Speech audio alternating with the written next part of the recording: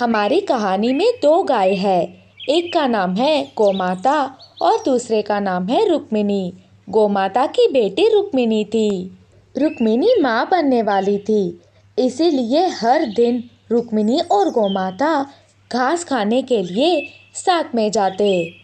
हर दिन की तरह एक दिन दोनों खूब घास खाकर वापस आ रहे थे। उसी समय सिंह उन दोनों को देखती है और इस तरह से कहती है,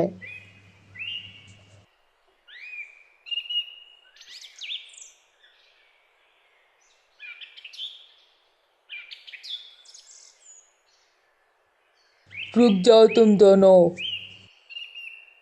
अगर तुम लोग भागने की कोशिश करोगे तो मैं तुम दोनों को ही पकड़ूंगा और खा जाऊंगा। अगर तुम वहीं पर रुक गए तो एक को ही खाऊंगा और दूसरे को जिंदा छोड़ दूंगा। तुम दोनों मिलकर सोचो कि कौन मेरा आहार बनोगे। अरे, मैं बूढ़ी हो चुकी हूँ, इसीलिए आप मुझे खा जाइए।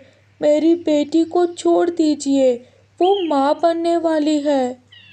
अरे नहीं नहीं, मेरी माँ बहुत अच्छी है। मेरी जैसे बहुत बेटों को वो बचाई है। मेरी जैसी बहुत बेटियों को वो खिलाई है और उनका पालन पोषण किया है। इसलिए मेरी माँ को छोड़ दीजिए, मुझे खाइए। अरे नहीं नहीं, तुम्हें कुछ नहीं पता। तुम माँ बनने वाली हो, तुम अपने बेटे के साथ खुशी खुशी रह सकती हो। मैं अभी बूढ़ी हो चुकी हूँ, इसीलिए मैं ही आहार बनूंगी। तुम यहाँ से जाओ।